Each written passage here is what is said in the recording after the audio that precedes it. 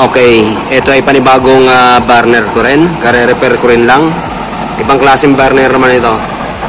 Ayan ang kanyang napoproduce na apoy. Blue na rin siya.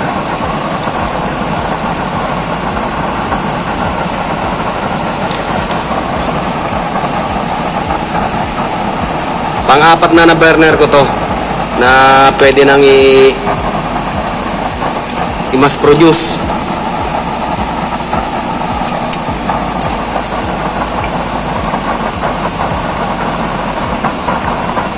Parang may tubig yung aking langis.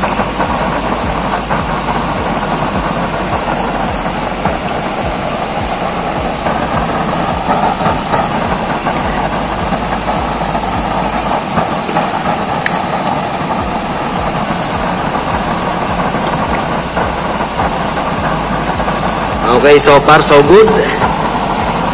Medyo nabuga-buga ng konti pero okay na rin. Siguro may tubig yung aking langis.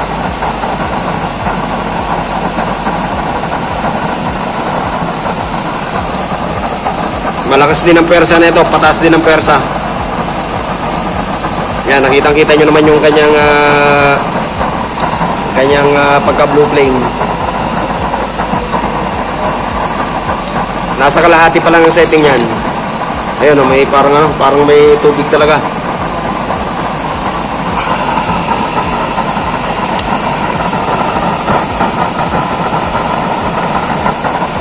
Okay, ilalagay natin sa 8.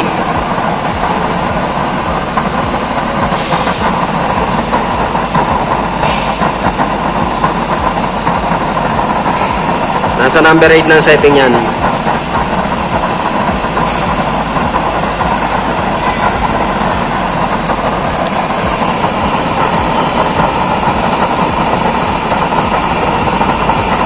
Maliwanag lang kasi ngayon kaya hindi masyado makita yung pagka-blue. Pero mataas ang kanyang ano po yun. Siguro mga 8 inches ang tinataas na pwersado. Okay, babalik ko sa number pa sa kalahati. Parang kulang na sa langis yung ating kuhan. Okay, so dadagdagan ko ng langis yan.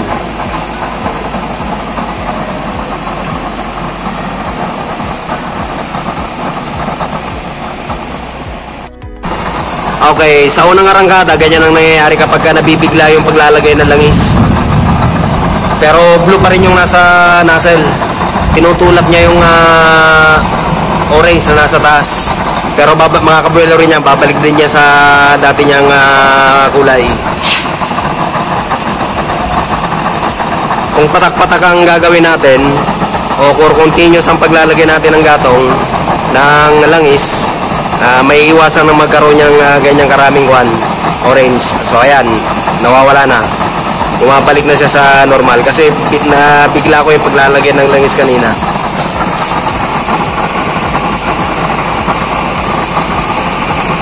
Ang lakas ng pwersa rin nito. Mamaya ipapakita ko yung tsura nito. Ayan o.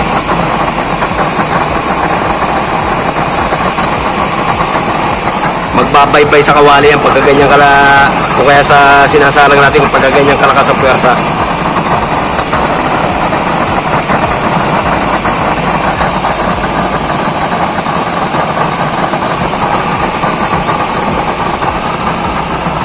Ito yung ating pang shot dyan. Nanggigitata na yung aking langis. Pagka nilalagyan natin, pagmasdan nyo, pagka nalalagyan ng langis, magbabago siya kagad kasi nabibigla. Magbabago ng kulay yan kasi nadagdagan ng maraming langis. Dapat kasi patak-patak lang. Ayan, ganyan ang nangyayari. Pag napasobra, malaki yung nagiging orange. Kaya dapat paunti-unti lang yung patak.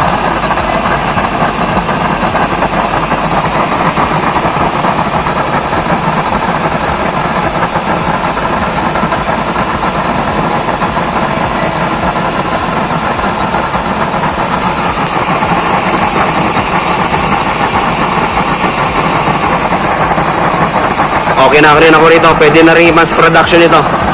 Maya ipapakita ko yung tsura nito. Bali, pang-apat na nozzle ang aking mamas produce. Ang lakas ng sirit ng ng mga laser jet sa ibabaw.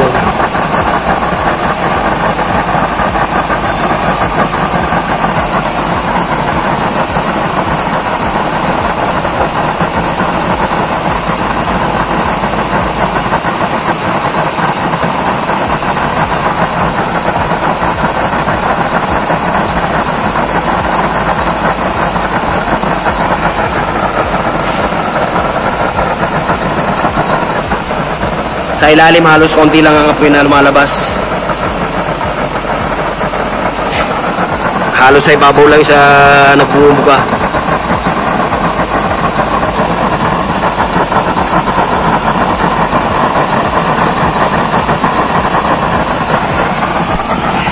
Ito yung nozzle na imamas produce ko, imamas production ko. Pang-apat na ito na the best na nozzle. Ito wala tong rematche, kung makikita nyo yan. Talagang 0.5 mm ang ginamit kong mga pambutas dyan. Napakaliit. Bali, walo yan sa ibabaw na jet na lumalabas dyan.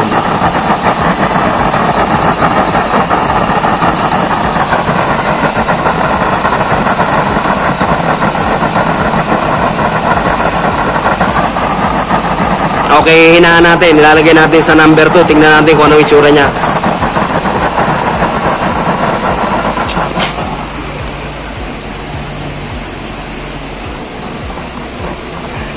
Pag number 2, ganito lang ang kanyang performance. Yan ang panginiin. Okay, lalakas ko ng konti. Lalagay ko sa number 4. Yan ang setting ng number 4. Okay, lagay natin sa 5. 1, 2, 3, 4. Ito 5. Yan ang 5. Okay na rin yan. Yung setting na yan. Katamtaman lang yan. Stable naman. Stable na siya.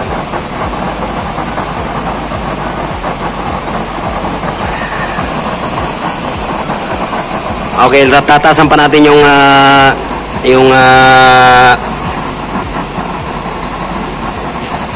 hangin. Lagyan natin sa number ayan.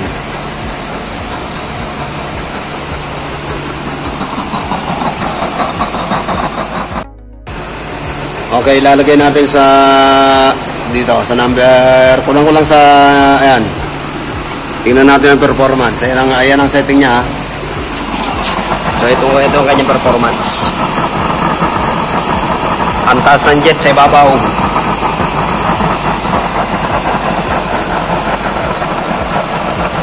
Maliwanag lang kasi kaya hindi masyado makita yung pagka-blue.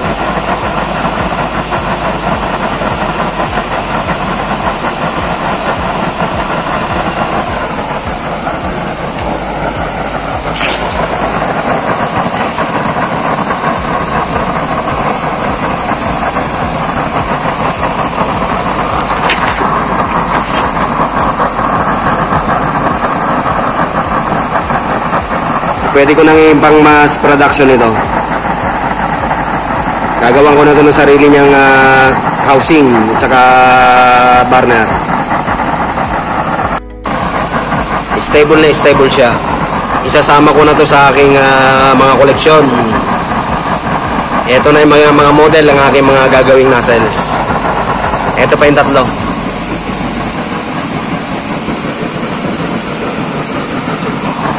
Proven ko na yung tatlong yan. Ilang beses ko na fire test yan. Itong isang to, kare-repair ko lang na ito. May mga konti akong binago sa ilalim. Okay naman.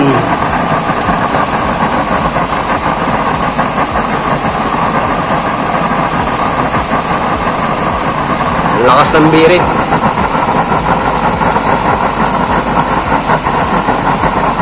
Malakas ang persa na itong isang to.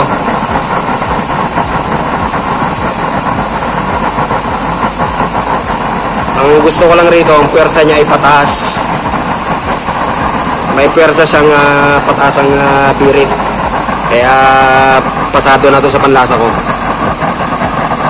Hindi na masyado mag-uuling yung mga kaldero natin o mga kawaling isasalang pag ganitong klase na yung apoy.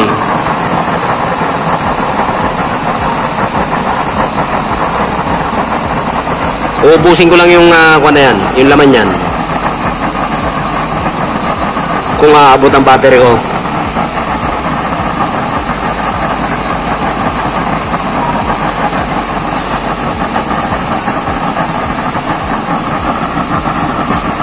Yung aking nozzle, di tornilyo yan.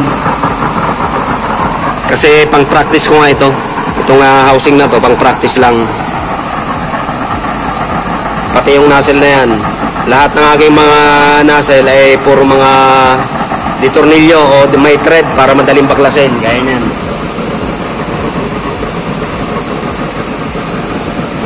So iba-ibang sizes, iba-iba itsura, iba-iba yung dami ng butas. Ito kakaiba rin. Yung mga nauna kong mga nozzle, yung tatlong yon, may mga Rimachi lahat yun.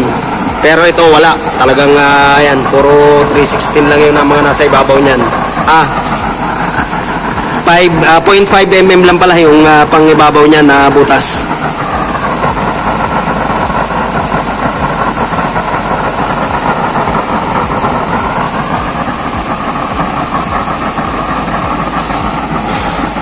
Grabe init, nadadarang yung camera ko, hindi ako masyado makalapit.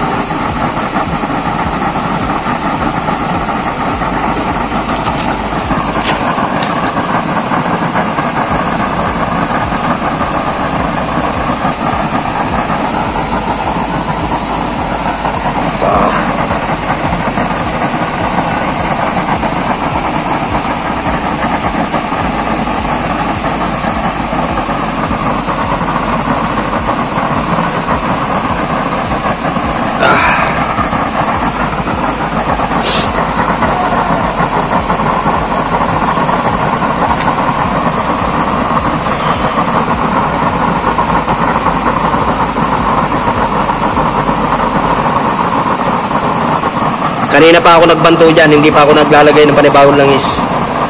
Pero continuous pa rin ang kanyang performance.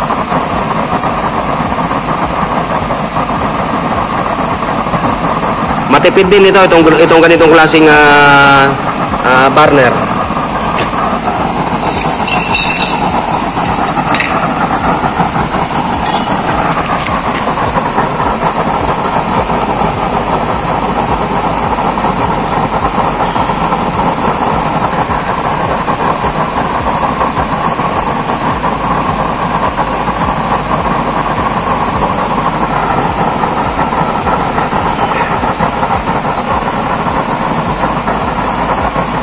Okay, papatayin ko na para makita nyo yung kung anong klaseng burner yan.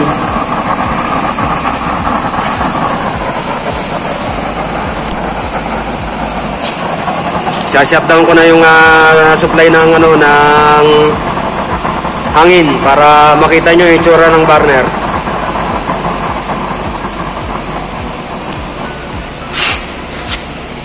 Antayin lang natin na mawala yung apoy bago natin kunin. Ang hirap kasi mag-isa lang ako, wala akong cameraman, kaya ito. Kinakailangan kasi dalawang kamay ang gagamitin niya, madulas kasi yan eh. Bilog na bilog kasi yan kapag ginamitan ko ng plies. Pag isang kamay lang, dudulas, kaya antayin ko mawala yung apoy niyan. Okay, tatanggalin ko na yung ating burner para nakikita nyo. Ito yung tsura niya. Ito yung pang-apat na model na imamas production ko.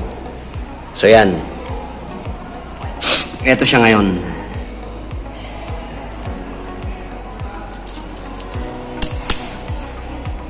So masyadong maliit yung mga ginamit ko rito. 0.5 mm ito. Tapos ganun din yung sa taas. Yung 8 na 0.5 mm, 0.5 mm. Ito pati kwas. Din yung ating oil distractor. 1.5 mm. Tapos yung sumunod, apat na oil distractor ito. Tapos yung sumunod, nilagyan ko ng rivet kasi masyado malakas. Kaya nilitan ko yung butas. Hindi yung nasa ilalim, Wala yan, pang testing ko lang yan. Barado din yan. Barado ng ano yan. Yung mga rivet na yan. Kasi, nung unang ginamit ko, nagbagong performance. So sinaraduhan ko na lang uli. So, ang nagpa-function, itong nasa ibabaw, 8. 0.5 mm. Tapos, 0.5 mm din ito. Yun, basa. Then, ito 1.5. Ito yung oil distractor, patungok. Tapos, yung sumunod, nilagyan ko ng rivet na 1.5 para lumiit ang butas. So, ito ngayon ang ipapang mass production ko. Itong 4 na ito. So, lahat ng mga nozzle na yan ay well tested na. Ilang beses ko nang sinubukan yan. So, pwede na ako mag-mass production ng mga nozzle na gagawin ko. Ganon din sa mga burner. Pwede na rin i-mass production itong mga to. Pwede na rin i-mass production itong mga burner na to. Kasi may model na tayo. Ang gagawin kong pinaka-housing, maski hindi na ditornilyo, kasi ito ay ditornilyo. Matatanggal itong buong burner na to kasi pang testing ko itong setup na ito. Babaguhin ko na rin yung daanan ng langis para hindi natutuluan yung ating pinaka blower. Iaayos ko na lahat ito. Ang importante, may naka-ready na akong pwedeng i-mass produce na mga burner. So, iba-ibang sizes niyan. So, yan ang mga sizes ng aking burner. Ito yung panghuling-huli, yung pang-4 na ito. Maganda rin ang performance nito. So, pwede na kayo mamili kung aling nozzle ang gusto ninyo. Ito yung kaunahan. Yan ang aking nozzle na una, pero maganda rin ang buga niyan. Yung pangalawa. Iyan ay coupling na may cover cup. Maganda rin ang performance. Then dito naman, yung may end cap na ito, okay rin ang performance niyan. Then ito yung panghuling-huli, walang rivet sa taas. Talagang pinagtsagaan kong butasin niya ng 0.5 mm na drill bit. So yan ang aking mga pang mass production ng mga nozzles. So kung mapapansin niyo, yung unang tatlo, ito, may rivet ito. May rivet. Ito sa taas, wala. Pero ayos ang performance. So, pwede na itong i-mass produce. Okay, so hanggang dito na lamang muna ulit.